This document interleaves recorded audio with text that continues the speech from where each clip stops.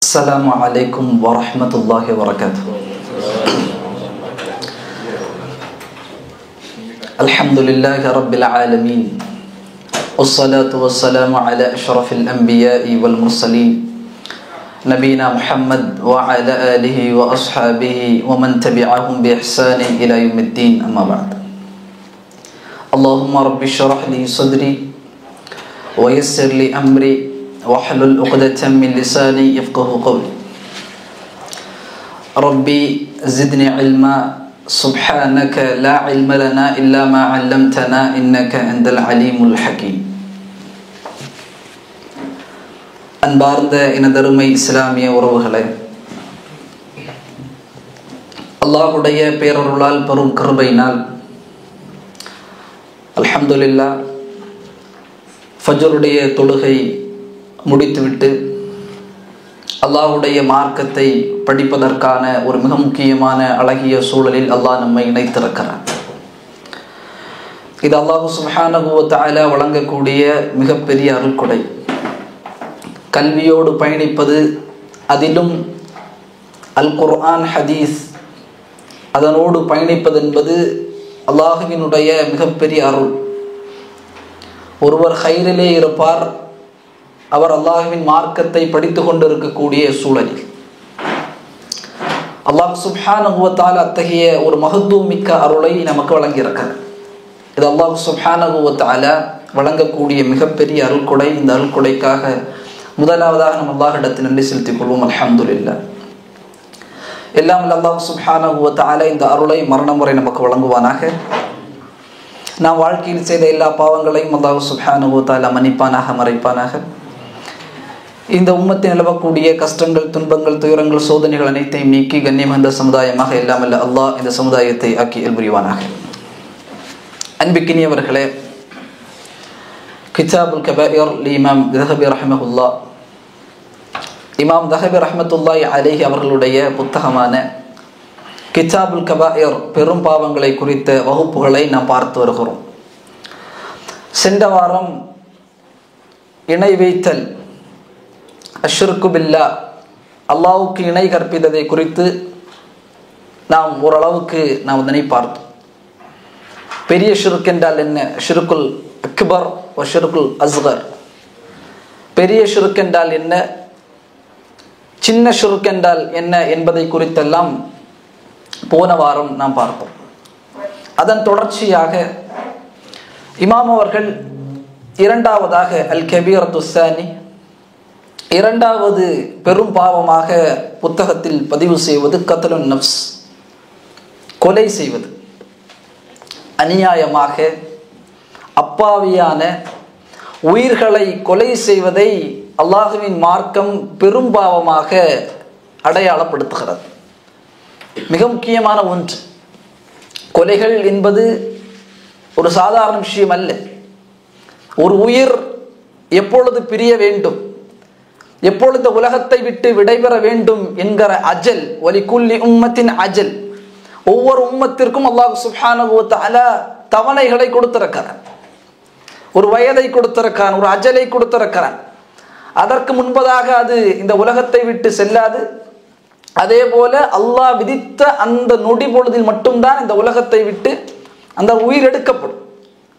ஆனால் இந்த கொலைகள் என்பது சர்வசாதாரணமாக இன்றைய சூழலில் பெருகி வருவதை பார்க்கிறோம். ரசூல் ஸல்லல்லாஹு அலைஹி வஸல்லம் சொன்னார்கள், மறுமை நெருங்கும் பொழுது, மறுமையுடைய சிறிய அடையாளங்களில் ஒன்றாக கொலைகள் பரவும். எங்கு பார்த்தாலும் கொலையுடைய செய்திகள்.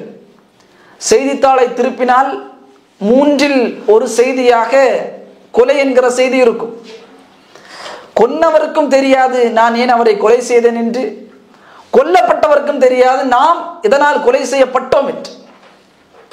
முக்கியமான செய்தி ரசூல் ஸல்லல்லாஹு அலைஹி வஸல்லம் சொன்ன சிறிய அடையாளங்களில் ஒன்று கொலைகள் பெருகி கொண்டு வரும், பெருகும். எங்கு பார்த்தாலும் கொலையுடைய நிகழ்வுகளை நாம் செவிமடுக்கக்கூடியவர்களாக இருப்போம். இப்போ இமாம் அவர்கள் இதில் பட்டியலிடுகிறார்கள், குர்ஆன் ஹதீஸிலிருந்து பெரும்பாவங்கள் என்ற அதில் கொலை என்பது என்ன என்பதை பற்றி சொல்கிறார். இமாம் சொல்கிறார்கள், வகால தஆலா, அல்லாஹ் சுப்ஹானஹு வ தஆலா சொல்கிறான், இந்த கொலையுடைய தண்டனையாக அல்லாஹ் இதனை வழங்குவான். யார் ஒருவர் ஒரு அப்பாவியான ஒரு முஃமினான அல்லது ஒரு அல்லாஹ் தடுத்த மக்களை கொலை செய்வார்களோ, அல்லாஹ் சொல்கிறான், ஒமை யக்துல் முஃமினன் முத்தஅம்மிதன், எந்த ஒரு நம்பிக்கையாளர் வேண்டுமென்றே ஒரு முஃமினான ஒரு மனிதரை கொலை செய்வாரோ, ஃபஜஸாஉஹு ஜஹன்னம ஹாலிதன், அல்லாஹ் சுப்ஹானஹு வ தஆலா அவருக்கு கூலியாக நரகத்தை கொடுக்குகிறான். ஹாலிதன் ஃபீஹா, அதில் அவர் நிரந்தரமாக இருப்பார். ஒருவர் அப்பாவியான ஒரு முஃமினை அல்லது அப்பாவியான ஒரு மனிதரை ஒருவர் கொலை செய்து விட்டால் அல்லாஹ் சுப்ஹானஹு வ தஆலா அவருக்கு கூலியாக கொடுப்பான் நரகத்தை, அதில் அவர் நிரந்தரமாக இருப்பார். வகதிபல்லாஹு அலைஹி, அல்லாஹ் சுப்ஹானஹு வ தஆலா அவர் மீது அவனுடைய கோபத்தை இறக்குகிறான். வலஅனஹு, அவன் சாபத்தை இறக்குகிறான். வஅத்தலஹு அஸாபன் அதீமா, அவருக்கு அல்லாஹ் சுப்ஹானஹு வ தஆலா தயார்படுத்தி வைத்திருக்கிறான் மகத்தான வேதனையை. 4 விஷயங்கள். ஒன்று, அப்பாவியாக ஒருவரை கொலை செய்தால், ஒரு முஃமினை கொலை செய்தால், எந்த காரணமும் இல்லாமல் கொலை செய்தால், முதல் தண்டனை அவருக்கு அல்லாஹ் சுப்ஹானஹு வ தஆலா நரகத்தை வழங்குவான், அதில் அவர் நிரந்தரமாக இருப்பார். இரண்டாவது, அல்லாஹ்வுடைய கோபம் அவர் மீது இறங்குகிறது. மூன்றாவது, அல்லாஹ்வுடைய லஅனத் சாபம் அவர் மீது இறங்குகிறது. நான்காவது, மகத்தான வேதனை அல்லாஹ் சுப்ஹானஹு வ தஆலா நாளை மறுமையில் அவருக்கு வைத்திருக்கிறான் என்பதாக அல் குர்ஆன் சொல்லி காட்டுகிறது. சாதாரண விஷயம் அல்ல. ஒரு பாவத்திற்கு அல்லாஹ் அடுக்குகிறான் பாருங்கள். அவருக்கு நரகம், அல்லாஹ்வின் கோபம், அல்லாஹ்வின் சாபம், மகத்தான வேதனை அவருக்கு அல்லாஹ் சுப்ஹானஹு வ தஆலா தயார்படுத்தி வைத்திருக்கிறான். இமாம்கள் சொல்கிறார்கள், அடுத்ததாக சூரா ஃபுர்கானுடைய 68, 69, 70வது வசனங்களில் அல்லாஹ் சொல்கிறான், இபாதுர் ரஹ்மான், அல்லாஹ்வுடைய இபாதத், அல்லாஹ்வுடைய இபாதுகள், அடியார்களுடைய அடையாளங்களை அல்லாஹ் பட்டியலிடும் போது சொல்கிறான், வல்லதீன லா யதுஊன மஅல்லாஹி இலாஹன் ஆகர. இபாதுர் ரஹ்மான் என்றால் யார்? அல்லாஹ்வுடைய அடியார்கள் என்றால் யார் என்று அல்லாஹ் பட்டியலிடும் போது அவருடைய தன்மைகளை சொல்கிறான். அவர்கள் அல்லாஹ் அல்லாதவர்களை அழைக்க மாட்டார்கள். எந்த நேரத்திலும் அல்லாஹ்வுக்கு இணையாக ஒரு கடவுளை கொண்டு வந்து யாரும் வைக்க மாட்டார்கள், அல்லாஹ்வை அழைக்க மாட்டார்கள். அல்லாஹ்வை மட்டும்தான் அவர்கள் அழைப்பார்கள். ولا يقتلون النفس الذي حرم الله الا بالحق. அந்த இபாதுர் ரஹ்மான் யார்? அல்லாஹ் அல்லாதவரை அழைக்க மாட்டார். இன்னும் அவர் அப்பாவியான உயிர்களை கொலை செய்ய மாட்டார். அல்லாஹ்வுடைய அடியார்களுடைய தன்மையாக குர்ஆன் பதிவு செய்கிறது. வலா யஸ்னூன், இன்னும் அவர்கள் விபச்சாரம் செய்ய மாட்டார்கள். அல்லாஹ் அல்லாத யாரையும் அவர் அழைக்க மாட்டார். இன்னும் அவர் யாரையும் கொலை செய்ய மாட்டார். இன்னும் அவர் விபச்சாரம் செய்ய மாட்டார். வமை யஃஅல் ذلك يلقى أثامه, யார் ஒருவர் அத்தகைய செயலை செய்வாரோ அவர் மிகப்பெரிய தண்டனைகளை சந்திப்பார். அல் குர்ஆன். அல்லாஹ் அல்லாதவர்களை அழைப்பது சகோதரர்களே, அது ஒரு இபாத், அல்லாஹ்வினுடைய அடிமையினுடைய அடையாளம் அல்ல, அல்லாஹ்வை வணங்கக்கூடியவனுடைய அடையாளம் அல்ல. நமக்கு வரக்கூடிய முசீபத்தாக இருந்தாலும், நமக்கு வரக்கூடிய நலவுகளாக இருந்தாலும், நலவு வந்தால் அல்லாஹ்வை புகழ வேண்டும். நமக்கு முசீபத்து வந்தால் அல்லாஹ்விடத்தை அந்த முசீபத்திலிருந்து தன்னை வெளிவருவதற்கான பிரார்த்தனைகள் செய்ய வேண்டும். ஆனால் இன்றைக்கு அல்லாஹ் அல்லாதவர்களை அழைப்பதை நாம் பார்க்கிறோம். ஒரு முசீபத் தொட்டுக்கொண்டால் அல்லது அவருக்கு சோதனைகள் தொட்டுக்கொண்டால் ஜாஹில் மடமையுடைய தன்மை சிந்தனை எப்படி வெளிப்படுகிறது? நீங்கள் இந்த தகடை வாங்கி உங்களுடைய வீட்டில் மாட்டுக்க, அல்லது இந்த சூறாவை உங்களுடைய தகடில் எழுதி அதனை நீங்கள் பாலில் கழுகி அதை குடியுங்கள், உங்களுடைய சோதனைகளை எல்லாம் நீக்கிவிடும் என்று சொல்கிறார் அல்லாஹ். அல்லாதவர்கள் ஒரு ஷேக் இடத்தில் சென்று சொல்கிறார்கள், என்னுடைய வாழ்க்கை கஷ்டமாக இருக்கிறது, எனக்காக பிரார்த்தனை செய்யுங்கள். அவர் ஏதோ ஒன்று எழுதி கையிலே கொடுப்பார், இதனை நீ ஓது. நமக்கு வரக்கூடிய முசீபத்துகள், நமக்கு வரக்கூடிய எல்லா விதமான சோதனைகளையும் நீக்க தகுதியுள்ளவன் அல்லாஹ். இன்னல்லாஹ அலா குல்லி ஷைஇன் கதீர், அவன் எல்லாவற்றின் மீது ஆற்றல் பொருந்தியவன். அப்ப இபாதுர் ரஹ்மான், அல்லாஹ்வுடைய அடியார்கள் அவர்களின் தன்மை அல்லாதவர்களை அழைக்க மாட்டார்கள், கொலை செய்ய மாட்டார்கள், இன்னும் விபச்சாரம் செய்ய மாட்டார்கள். யார் அப்படி செய்கிறார்களோ மிக பெரும் தண்டனையை அவர் அளிப்பார். குர்ஆன் சொல்லுகிறது, பன்மடங்காக அல்லாஹ் சுப்ஹானஹு வ தஆலா யுலாஅஃபு லஹுல் அஸாபு யௌமல் கியாமா, அல்லாஹ் சுப்ஹானஹு வ தஆலா இத்தகைய பாவங்களை செய்வார்களே, இத்தகைய குற்றங்களை செய்வார்களே, அல்லாஹ் அல்லாதவரை அழைப்பது, இன்னும் கொலை செய்வது, இன்னும் விபச்சாரம் செய்வது, இத்தகைய பாவம் செய்யக்கூடியவர்களுக்கு அல்லாஹ் பன்மடங்கான தண்டனைகளை மறுமை நாளில் அல்லாஹ் வைத்திருக்கிறார். பன்மடங்கான தண்டனை அல்லாஹ் சுப்ஹானஹு வ தஆலா வைத்திருக்கிறார். இன்னும் அதில் அவர் நிரந்தரமாக இழிவானவராக அதில் அவர் இருப்பார் என்பதாக அல் குர்ஆன் நமக்கு பதிவு செய்யும். அன்பிக்கினியவர்களை, இந்த கொலை மிக முக்கியமான ஒன்று. அல்லாஹ்வுடைய மார்க்கம் ஒரு உயிரை வாழ வைப்பதை கண்ணியப்படுத்துகிறது. நம்மால் ஒரு உயிர் வாழ்ந்தது என்று சொன்னால் அல்லாஹ்வுடைய மார்க்கம் இந்த உலக சமூகத்தை வாழ வைத்ததற்கு சமம் என்கிற வகையிலே அவரை அடையாளப்படுத்துகிறது. அதே போல ஒரு அப்பாவியான ஒரு முஃமினை அல்லது ஒரு மனிதரை கொலை செய்தால், ஒருவர் கொலை செய்தால் ஒட்டுமொத்த சமூகத்தையும் அவர் கொலை செய்ததற்கு சமமாக அல் குர்ஆன் பதிவு செய்கிறார். அல்லாஹ் சுப்ஹானஹு வ தஆலா சொல்றான் சூரா மாஇதாவில், மன் கதல நஃப்ஸன் பிகைரி நஃப்ஸின் அவ் ஃபஸாதின் ஃபில் அர்த் ஃபகஅன்னமா கதல الناس ஜமீஆ. அல்லாஹ் சுப்ஹானஹு வ தஆலா சொல்கிறார், மன் கதல, யார் கொன்றார், நஃப்ஸன் ஒரு உயிரை, பிகைரி நஃப்ஸின் ஒரு உயிருக்கு அல்லாமல். அல்லாஹ்வுடைய மார்க்கம் 3 குற்றங்களுக்கு கொலையுடைய தண்டனையை கொடுக்குகிறது. 3 குற்றம். இப்னு மஸ்ஊத் ரலியல்லாஹு தஆலா சொன்னார்கள் 3 குற்றம். முதலாவது குற்றம் என்ன? அல்லாஹுவை வணங்கி கொண்டிருப்பான், திடீரென்று முர்த்ததாக போய்விடுவான். இஸ்லாமிய சட்டம், இஸ்லாமிய ஆட்சியாளர்களின் அந்த சட்டத்தினுடைய ஒரு சட்டமாக ஒருவர் முர்த்ததாகிவிட்டால் இஸ்லாத்திற்கு ஏற்றதற்கு பிறகு அவரை கொலை செய்ய வேண்டும். இரண்டாவதாக, ஒருவர் கொலை செய்தால், அப்பாவியாக ஒருவரை கொலை செய்து விட்டார் என்று சொன்னால் அதற்கு பகரமாக அதனுடைய குற்றவியல் சட்டமாக இஸ்லாம் வைப்பது பதில் கொலை. விபச்சாரம் செய்தார், ஒருவர் திருமணம் முடித்ததற்கு பிறகு விபச்சாரம் செய்தார் என்று சொன்னால் அவர் கல்லால் அடிப்பட வேண்டும், அவருக்கு மரண தண்டனை கொடுக்க வேண்டும். அப்போ ஒருவர் ஒரு உயிரை கொலை செய்தால் இந்த உலகத்தில் ஃபசாது செய்யக்கூடியவர்கள் அல்லாமல், அல்லது ஒரு உயிருக்கு உயிராக பகரமாக அல்லாமல் ஒருவரை கொலை செய்து விட்டார் என்று சொன்னால் அவரது ஒட்டுமொத்த சமூகத்தையும் கொலை செய்ததற்கு சமமாகுவார். வமன் அஹ்யாஹா, யார் ஒருவரை வாழ வைக்கிறார்களோ ஃபகஅன்னமா அஹ்யா الناس ஜமீஆ, அவர் ஒட்டுமொத்த உலக சமூகத்தையும் வாழ வைத்ததற்கு சமம் என்பதாக அல் குர்ஆன் பதிவு செய்கிறார்.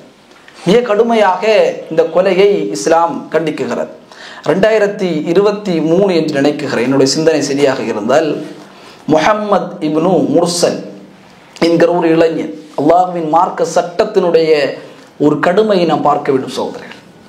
கொலைக்கு கொலைதான், அல்லது அந்த கொலை செய்யப்பட்டவருடைய குடும்பம் மன்னித்துவிட்டு பிளட் மணி வாங்கிவிட்டால் அதை ஏற்றுக்கொள்ளலாம். அல்லாஹ்வின் மார்க்கத்தை பாருங்கள். முஹம்மது இப்னு முர்சல் என்கிற 22 வயது வாலிபன் அப்துல்லா பின் முஹ்சின் அல் யமானி என்கிற ஒரு மனிதரை கொலை செய்து விடுகிறார். 22 வயது இளைஞன் அப்துல்லா பின் முஹ்சின் அல் யமானி என்கிறவரை கொலை செய்து விடுகிறார். கொலை செய்தால் சட்டம் என்ன? பதிலாக கொலை செய்ய வேண்டும், அல்லது அந்த குடும்பத்தார் மன்னித்து விட்டால் ஓகே, அல்லது பிளட் மணி குடும்பத்தார் வாங்கி மன்னித்து விட்டால் ஓகே. அப்போ சவுதியில் இந்த விசாரணை நடைபெறுகிறது. சவுதியுடைய நீதிமன்றம் தீர்ப்பளிக்குகிறது, முஹம்மது பின் முர்சல் அவருக்கு மரண தண்டனை. முஹம்மது பின் முர்சலுக்கு மரண தண்டனை என்று சவுதி அரசு தீர்ப்பளிக்குகிறது. இவர் 22 வயது வாலிபன், வாழ்க்கை இன்றுதான் பார்க்க போகிறார். ஏதோ ஒரு நிகழ்வில் நடந்த ஒரு சம்பவம், ஒரு கொலை. அவருடைய அந்த முஹம்மது பின் முர்சலுடைய ஃபேமிலி மிகப்பெரிய பணக்காரர்கள்.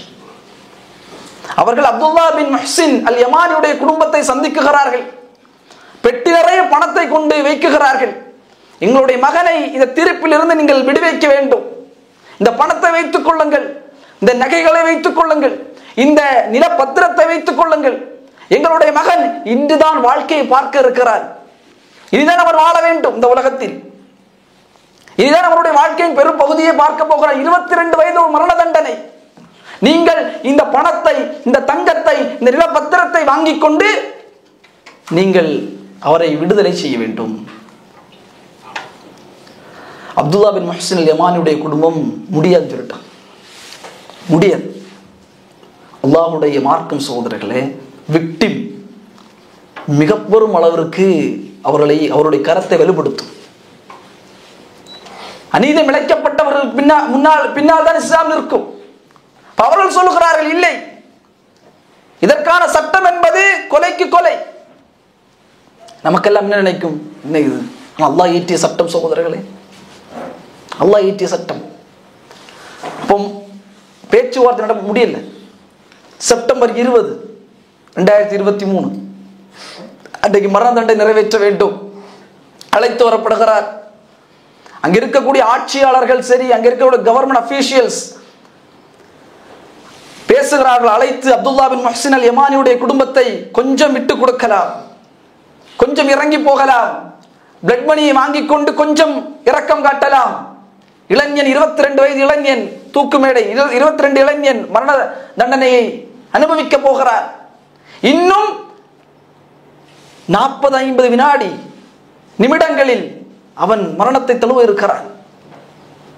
அவர்கள் சொன்ன, இல்லை, கொலைக்கு கொலை. பெருமளவு சகோதரர்களே, அவன் கொண்டு வருகிறான். முஹம்மது பின் முர்சல் கொண்டு வரப்படுகிறான். கடைசியாக கேட்கப்படுகிறது, என்ன ஆசை? அவன் சொல்கிறான், என்னுடைய தாயை சந்திக்க வேண்டும், என்னை பெற்றெடுத்த தாயை நான் சந்திக்க வேண்டும். தாய் வருகிறார்கள். அந்த வீடியோ எல்லாம் நீங்க ஃபேஸ்புக், யூடியூப்ல பார்க்கலாம். அழுகை வந்துவிடும். அந்த தாயை கட்டி அணைத்து அழுகிறான். இன்னும் சில நிமிடங்களில் மரண தண்டனை. தாயை கட்டி பிடித்து அழுகிறான். தாய் முத்தமிட்டுகிறார்கள், அழுகிறார்கள். கடினமாக பெற்றெடுத்த குழந்தை. ஆனால் இன்னும் சில வினாடிகளிலே மரண தண்டனை ஏற்க போகிறது.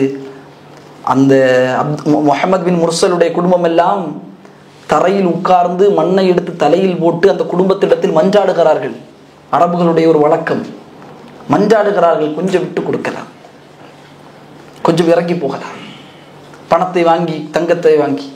அவர்கள் ஒரு பொழுதும் அவர்களுடைய அந்த உறுதியில் அவர்கள் மாறவில்லை.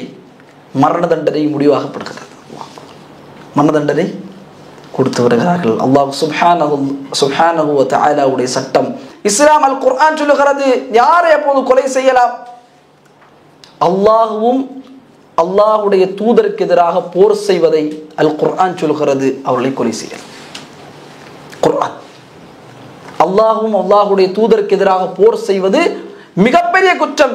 இன்னும் ஃபசாதுகளை பரப்பக்கூடியது. இரண்டாவது, குழப்பங்களை ஏற்படுத்தும், விபச்சாரத்தை அதிகப்படுத்துவது, மது அதாவது போதைப் பொருட்களை அதிகமாக, இந்த உலகத்தில் ஃபசாதுகள், குழப்பங்கள், இந்த அழிவு நாசங்களை ஏற்படுத்தக்கூடியது அல் குர்ஆன் பதிவு செய்கிறது. இவர்களை கொலை செய்ய வேண்டும், இவர்களை சிலுவையில் அறைய வேண்டும், இவர்களுடைய கை, இவர்களுடைய கால்களை வெட்ட வேண்டும் என்பதாக அல் குர்ஆன் பதிவு செய்ய, இவரை நாடு கடத்த வேண்டும். அல்லாஹ்வுடைய தூதருக்கு எதிராக போர் செய்தால், உலகத்தில் பசாதுகளை பரப்புவதில் அதிகமாக பசாதுகளை பரப்பினால் இவர்களை கொலை செய்ய வேண்டும், இவர்களை சிலுவையில் அறைய வேண்டும், இவருடைய கை கால்களை வெட்ட வேண்டும். மாறாக இன்னும் இவர்களை நாடு கடத்த வேண்டும் என்பதாக சூரா மாஇதாவுடைய 33வது வசனம் நமக்கு சொல்லி காட்டுகிறது. அப்போ கொலை ரொம்ப முக்கியம் சகோதரர். அன்றைய ஐயாமுல் ஜாஹிலியாவில் பெண் குழந்தை பிறந்தால் வைதா மௌஊதத்து சுஇலத் பிஐயி தம்பின் குத்திலத். ஐயாமுல் ஜாஹிலியாவில் பெண் குழந்தைகள் பிறந்தார்கள் என்று சொன்னால் அவர்களை கொலை செய்வார்கள். அல்லாஹ் சொல்கிறான், அந்த குழந்தை நாளை மறுமையில் கேட்கப்படும், எந்த காரணத்திற்காக உன்னை கொலை செய்தார்கள் என்பதாக அல் குர்ஆன் நமக்கு பதிவு செய்கிறது. அன்பிக்கினியவர்களே, அல்லாஹ்வுடைய தூதர் ஸல்லல்லாஹு அலைஹி வஸல்லம் ஹதீஸ்களை நாம் பார்ப்போம். கொலையுடைய அந்த மிக பெரும் ரசூல் ஸல்லல்லாஹு அலைஹி வஸல்லம் சொன்னாங்க. இமாம் அபூ ஹுரைரா பதிவு செய்கிறார்கள் முஸ்லிமுடைய 2908வது அறிவிப்பில், மறுமையுடைய அடையாளங்களில் ஒன்றாக கொலைகள் பெருகிவிடும், கொன்றவருக்கும் தெரியாது நான் ஏன் கொல்லப்பட்டேன் என்று, கொல்லப்பட்டவருக்கும் தெரியாது நான் ஏன் கொல்லப்பட்டேன் என்று. இன்றைக்கு நாம் பார்க்கிறோம், தாய் குழந்தையை கொலை செய்து ஒரு தலகாணிக்குள்ளே சுருட்டி வைத்த சம்பவங்கள் நான் படிக்கிறோம். நண்பர்களுக்கு மத்தியில் போதை அறிந்துவிட்டால், போதை தலைக்கேறிவிட்டால், கஞ்சா தலைக்கேறிவிட்டால் மனம் அப்படியே குழம்புகிறது, ஒரு சைக்கோவாக மாறுகிறது. சொன்ன விதம் பாருங்க, ஏன் கொண்டு தெரியாது, குடிச்சிட்டு இருப்பான், சின்ன ஒரு வாக்குவாதம் வெட்டி விட்டான். அவனுக்கு ஏன் கொலை செய்தோம் என்று தெரியாது. சைக்கோ மனநிலைமை. இந்த சைக்கோ மனநிலைமை எங்கே உருவாகிறது? மேற்கத்திய நாடுகளில் கொலைகள் என்பது மிக அளவுக்கு பரவி இருக்கிறது. அதில் அதிகமான கொலையுடைய வழக்கு என்பது பிள்ளை தாயை கொலை செய்திருக்கிறார், பிள்ளை தந்தையை கொலை செய்திருக்கிறார். என்ன காரணம் என்று பார்த்தால், இன்றைக்கு உருவாகக்கூடிய வீடியோ கேம்ஸ், நார்மலைசிங் வயலன்ஸ். இன்றைக்கு வயலன்ஸ் நார்மல். ஒருவரை சுடுவது அல்ல ஒருவரை வெட்டுவது அல்ல ஒருவரை சுட்டு அவரை வீழ்த்தி அதை பார்த்து இன்பம் காணக்கூடிய வீடியோ கேம்ஸ்களுடைய தாக்கம் சகோதரர்களை நாம் கடந்து செல்ல முடியாது. நம்முடைய பிள்ளையுடைய மனதில் எது விதைக்கப்படுகிறது, மிக முக்கியமாக நாம் இதில் கவனம் செலுத்த வேண்டும். அது கேம் தானே, அது விளையாட்டு தானே அல்ல. ஒரு உயிரை வெட்டுவதை, ஒரு உயிர் நாசப்படுவதை, அநீதத்திற்கு உள்ளாகுவதை அந்த இயற்கையாக அந்த மனம் என்பது அது ஒரு ஜஸ்ட் லைக் அது ஒரு சாதாரண விஷயம் தான் என்று கடந்து செல்லக்கூடிய மனோநிலைமை வரும். ஒரு கொலை செய்தால் தெரியாது. போனை வாங்கி தாய், நம்முடைய ஊர்களில் போன் வாங்கி கேம் விளையாடுறான்னு சொல்லி போன் வாங்கி வச்சது, தாய் கத்தியை வச்சு கொண்டு விட்டார். ஆசிரியர் ஏதோ சின்ன வார்த்தையை திட்டி இருப்பார், ஆசிரியர் கொண்டு கத்தியை வைத்து குத்து கொண்டு விட்டார். அல்லாஹ் அக்பர். எங்கிருந்து பறக்குகிறது? ஷைத்தான் நம்மிடத்தில் வரும்போதெல்லாம் கொலைகளை அதிகப்படுத்துவது, அதிலும் சாதாரணமான கொலைகள். சொன்னார்கள், கியாமத்து நெருங்கும் பொழுது கொலைகள் அதிகமாகும். இந்த சைக்கோ மனநிலைமை, அதிலும் நாம் கவனமாக கையாள வேண்டிய ஒரு இடம் என்பது நம்முடைய குடும்பங்களில் கணவன் மனைவி சண்டை போடுவதை பிள்ளைகள் பார்ப்பதற்கு அனுமதிக்க கூடாது. இன்னைக்கு மேற்கத்திய நாடுகளில் சைக்கோக்கள், குறிப்பாக ஒருவரை நோவினை செய்து ரசிக்கக்கூடியவர்கள், ஒரு பெண்ணை அடித்து துன்புறுத்துவதை ரசிக்கக்கூடிய சைக்கோக்கள், அவர்கள் ஏன் இப்படி ஆனார்கள் என்ற ஆய்வுகள் சொல்லுகிறது. சிறு வயதில் தந்தை குடித்துவிட்டு வீட்டிற்கு வருவார், தாயை அடிப்பார். இதை பார்த்த மனோநிலைமையில் இது ஒரு சாதாரண விஷயம்தான். இஸ்லாம் இதை மிக பெரும் அளவிற்கு கண்டிக்குகிறது. ரசூல் ஸல்லல்லாஹு அலைஹி வஸல்லம் சொன்னார்கள், உங்களில் யாரும் ஒரு அநியாயமாக ஒரு கொலை செய்ய வேண்டாம். காரணம், ஒவ்வொரு கொலையிலும் ஆதமுடைய மகன் காபீலுக்கு பங்குண்டு. இந்த உலகத்தில் முதலில் கொலை செய்தது யார்? காபீல். தன்னுடைய சகோதரனை பொறாமையின் காரணமாக கொலை செய்த முதல் கொலை. எப்படி செய்ய வேண்டும் தெரியாது, வழிகாட்டுதல் இல்லை, ஷைத்தான். அதிலும் பொறாமை கொலை வரை இழுத்து செல்லும். ஷைத்தான் முதலில் இந்த உலகத்தில் நிகழ்த்திய ஒரு பாவங்களில் ஒன்றுதான் கொலை. கொலை செய்து விட்டான், என்ன செய்வது என்று தெரியவில்லை, எப்படி அடக்கம் செய்ய வேண்டும் என்று தெரியவில்லை. அல்லாஹ் சுப்ஹானஹு வ தஆலா ஒரு காகத்தை அனுப்பி அவனுக்கு முன்பதாக எப்படி அடக்கம் செய்ய வேண்டும் என்று அல்லாஹ் கற்றுக் கொடுத்தானால், முதல் நடைபெற்ற கொலை காபீல் அவனுடைய சகோதரன் ஹாபீலை கொலை செய்தான். அந்த பங்குகள் அவனுக்கு வந்து கொண்டே இருக்கும். அப்போ கொலையை இஸ்லாம் மிக பெரும் அளவிற்கு கண்டிக்குகிறது. அநியாயமாக, அக்கிரமமாக, அநீதமாக கொலை செய்வதை இஸ்லாம் தடை செய்கிறது. எந்த உயிரை அப்பாவியாக கொலை செய்த இஸ்லாம் எந்த முறையிலும் அதனை வழிகாட்டவில்லை. இன்றைக்கு ஒரு பிம்பம், முஸ்லிம்கள் என்றால் வாள்களை சுழட்டி தலைகளை வெட்டி ஆக்கிரமிப்பாளர்களாக இருக்கிறார்கள். ஆனால் உண்மை அல்லாஹ்வுடைய மார்க்கம் அப்படி அமைக்கவில்லை, சட்டங்கள் அப்படி அமைக்கப்படவில்லை, குர்ஆன் ஹதீஸ் நமக்கு வழிகாட்டவில்லை. இந்த உலகத்தில் ஒருவருடைய போர்க்களத்தில் தான் இந்த விடயங்கள் பின்பற்றப்படும். பெண்கள் நோவினை செய்யப்படக்கூடாது, குழந்தைகள் நோவினை செய்யப்படக்கூடாது, வயதானவர்கள் நோவினை செய்யப்படக்கூடாது. அந்த போர்க்களத்தின் பகுதியில் நீங்கள் நுழைந்தால் அங்கு இருக்கக்கூடிய அந்த சமூக அந்த பொருட்களில் எந்த விதமான சேதத்தை ஏற்படுத்தக்கூடாது என்கிற சட்டம் ஏற்றப்பட்ட ஒரே போர்க்களம் ரசூல் ஸல்லல்லாஹு அலைஹி வஸல்லம் போர்க்களம். எப்படி அப்படிப்பட்ட போர்க்களை பாருங்கள். பெண்கள் சூறையாடப்படக்கூடாது, குழந்தைகள் கொல்லப்படக்கூடாது, வயதானவர்கள் கொல்லப்படக்கூடாது, அங்க இருக்கக்கூடிய பொருள்களுக்கு எந்த சேதமும்.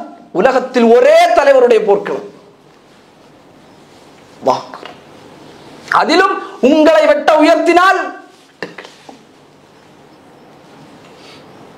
கொலைகளை இஸ்லாம் ஒரு பொழுதும் அனுமதிக்காது. இரண்டாவதாக தற்கொலைகள்.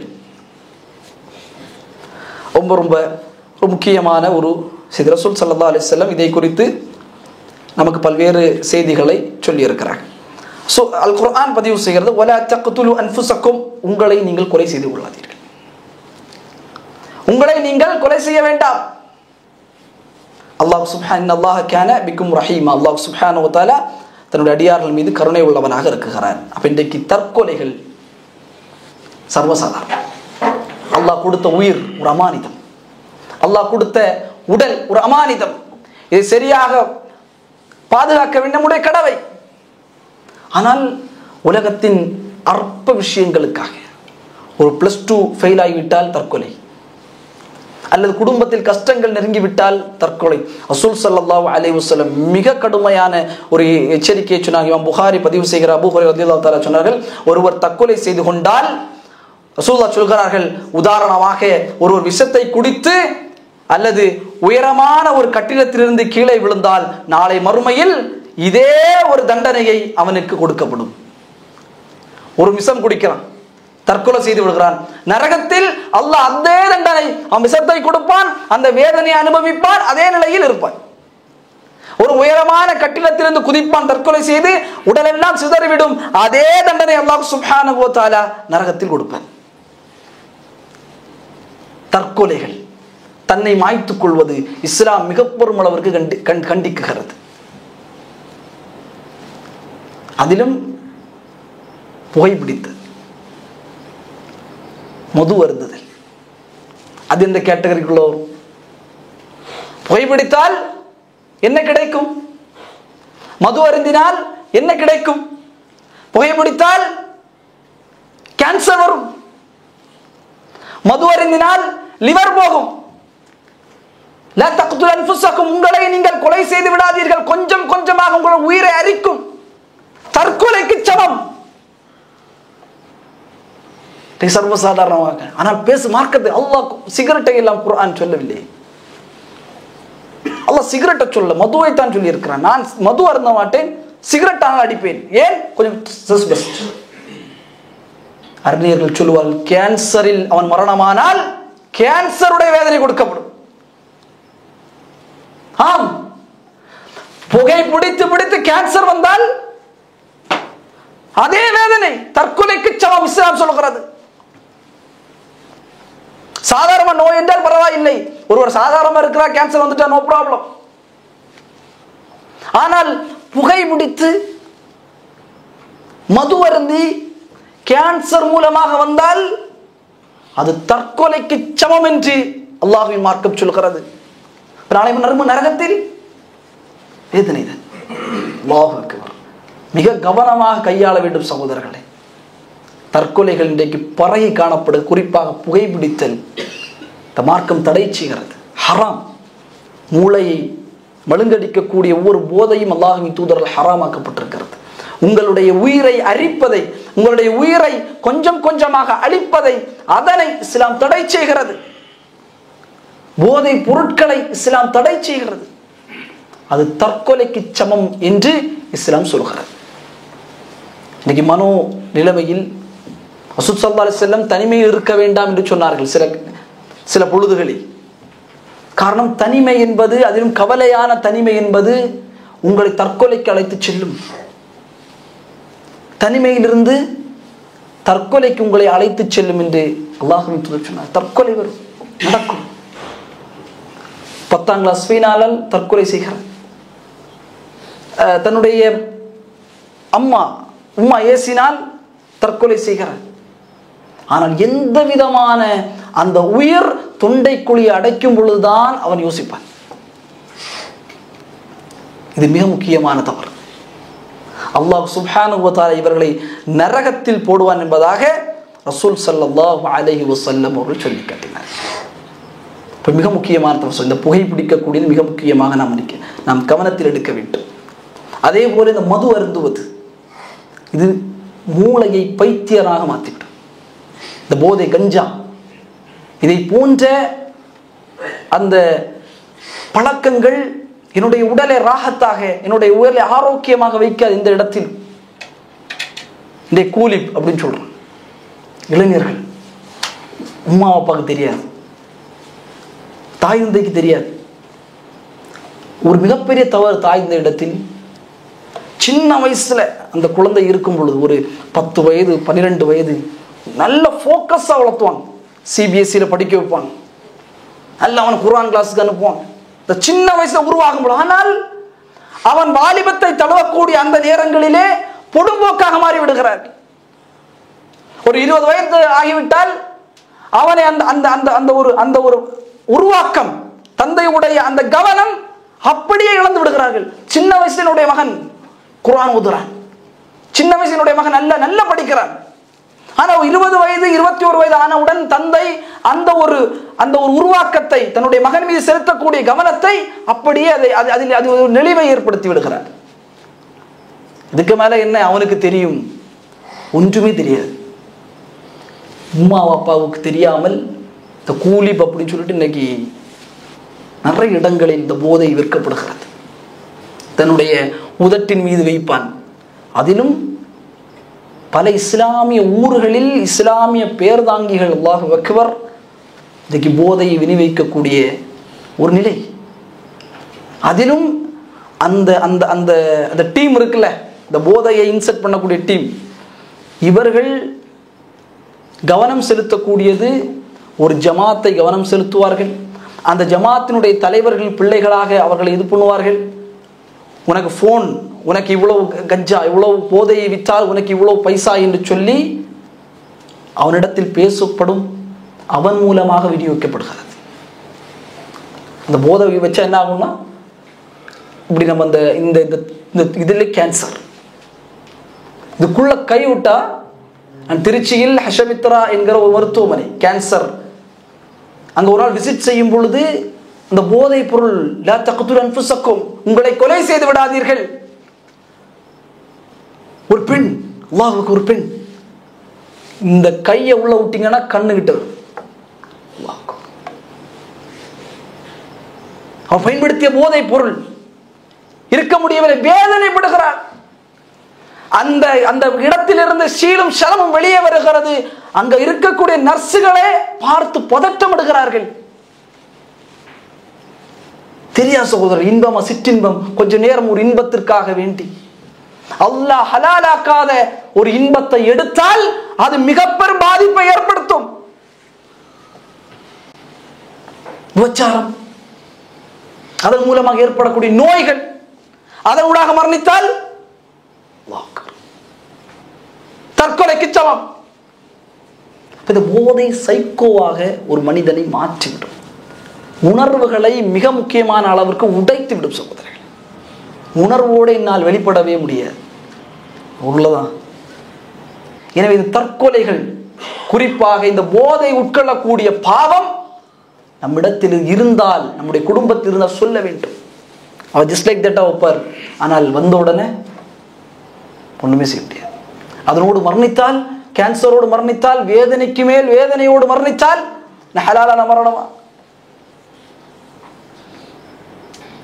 ஹுஸ்னுல் ஹாத்திமாவா? எதனால் வந்தது? உங்களுடைய கரத்தால் அழிவை தேடிக்கொள்ளாதீர்கள். குர்ஆன்,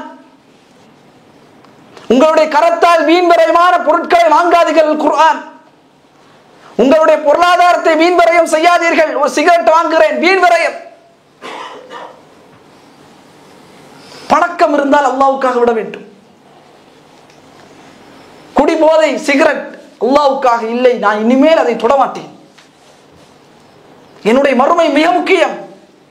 உலகத்தின் சில நொடிகளுக்கான இன்பத்திற்காக வேண்டி நிரந்தர வேதனை அனுபவிப்பதற்கு நான் தயாராக அல்ல என்கிற இந்த மனோநிலைமையில் நாம் இருக்க வேண்டும். எனவே தஹபி ரஹ்மத்துல்லாஹி அலைஹி அவர்கள் இந்த இரண்டாவது பெரும் பாவங்களிலே கொலை என்பதை சொல்கிறார்கள். கொலை மிக பெரும் பாவம். இஜ்தனிபு ஸபஅல் மூபிகாத், 7 பெரும்பாவங்களை விட்டு உங்களை நீங்கள் தவிர்த்துக் கொள்ளுங்கள். அதில் ஒன்றாக கத்லுன் நஃப்ஸ், ஒரு உயிரை அநியாயமாக அல்லாஹ் சுப்ஹானஹு வ தஆலா அனுமதித்த அந்த உயிர்களை தவிர அநியாயமாக உயிர்களை கொலை செய்வதை அல்லாஹுவின் மார்க்கம் தடை செய்திருக்கிறது. அது மட்டும் இல்லாமல் தற்கொலை செய்வது அல்லாஹுடைய மார்க்கம் தடை செய்திருக்கிறது. அல்லாஹுடைய நரகம், ஒருவர் அநீதமாக ஒருவரை கொலை செய்தால் அல்லாஹ் நரகத்தை வழங்குகிறான், நிரந்தரமாக நரகத்தில் இருக்கிறான். அல்லாஹுடைய கோபம் அவன் மீது உண்டாகிறது, அல்லாஹுடைய லஅனத் அவர் மீது உண்டாகிறது.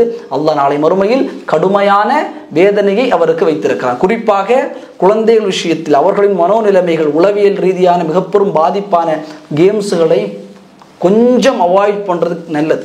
அதிலும் துப்பாக்கி சூடு, ஒருவரை சுட்டு அதில் ஒரு மகிழ்ச்சி அடைவது என்கிற இந்த கேம்ஸுகள் பிற்காலத்தில் மிகப்பெரிய ஒரு உயிர் மடிவதை, ஒரு ஆக்சிடென்ட் ஆனால் உயிர் பதறாது. அல்லது இந்த இடத்தில் இவர்கள் லட்சம் மக்கள் இறக்குகிறார்கள் என்ற செய்தி கேட்டால் உள்ளம் பதறாது. அதை ஒரு 11ஆகத்தான் கடந்து செல்லும், 10ல் ஒரு 11ஆகத்தான் கடந்து செல்லும். இந்த மனோநிலைமை வீடியோ கேம்ஸ் மாற்றும், சைக்கோக்களாக மாற்றும். ரசூலுல்லாஹ் சொன்னார்கள், மறுமை நெருங்கும், கொன்றவனுக்கும் கொல்லப்பட்டவனுக்கும் தெரியாது. ரசூல் ஸல்லல்லாஹு அலைஹி வஸல்லம் சொன்னார்கள், ஒரு சகோதரன், 2 சகோதரர்கள் 2 வாளோடு சந்திக்குகிறார்கள். அதில் ஒருவரை கொலை செய்து விடுகிறான், இருவரும் நரகம். இருவர் வாளோடு வாள் சந்திக்குகிறார்கள், இருவரும் நரகம். யார்? ஏன் இருவரும் நரகம்? கொல்லப்பட்டவன் தான் அவன் நரகத்திற்கு எதற்கு செல்ல வேண்டும்? கொன்றவன் தான் செல்ல வேண்டும். ரசூல் ஸல்லல்லாஹு அலைஹி வஸல்லம் சொன்னார்கள், கொன்றவன் நரகம், கொல்லப்பட்டவன் இருக்கிறானே அவன் தூண்டினானே, அவனுடைய உள்ளத்தை அவனை கொலை செய்ய வேண்டும் எண்ணம் இருந்ததே, அவனும் நரகம். நாளை மறுமையில் ரசூல் ஸல்லல்லாஹு அலைஹி வஸல்லம் சொன்னார்கள், கொம்புள்ள ஆடு, கொம்பில்லாத ஆடு, இந்த உலகத்தில் கொம்புள்ள ஆடு கொம்பில்லாத ஆடை முட்டி கொலை செய்திருக்கும். நாளை மறுமை அல்லாஹ்வுடைய நீதி, அல்லாஹ்வுடைய அந்த நீதிமன்றம், அல்லாஹ்வுடைய தீர்ப்பு. அல்லாஹ் கொம்பு இல்லாமல் மரணித்ததே, அந்த ஆட்டுக்கு அல்லாஹ் கொம்பை கொடுத்து அல்லாஹ் சுப்ஹானஹு வ தஆலா குத்தி அந்த நீதியை அல்லாஹ் சுப்ஹானஹு வ தஆலா நிலைநிறுத்துவான். நாளை மறுமையில் யாரும் தப்பிக்க முடியாத ஒரு சூழலில் அந்த நீதிமன்றத்திலே கொலை செய்தவர்கள் அல்லாஹ்வுக்கு முன்னால் நிறுத்தப்படுவார். இல்லாமல் அல்லாஹ் சுப்ஹானஹு வ தஆலா இந்த கல்வியை பலனுள்ள கல்வியாக நாம் அனைவருக்கும் ஆக்கியல் புரிவான். எனவே இந்த கொலையுடைய செய்திகளை நாம் செவிமடுத்தோம். பல கருத்துக்கள் உங்களுக்கு இணைந்திருக்கும். அல்லாஹ்வுடைய மார்க்கம் ஒருபொழுதும் அநீதமான கொலைகளை கொத்து கொத்தாக மனிதர்கள் கொலை செய்வதை விரும்பாது. மன் சலிமல் முஸ்லிமூன மின் லிசானிஹி வ யதிஹி, முஸ்லிம் அவன் யார்? அல்லாஹ்வின் தூதர் சொல்கிறார்கள், அவன் நாவாலும் அவன் கரத்தாலும் பிற முஸ்லீம் கண்ணியம் பாதுகாக்கப்படும். அவன் நாவாலும் கரத்தாலும் பிற முஸ்லீமுடைய உயிர் பாதுகாக்கப்படும்.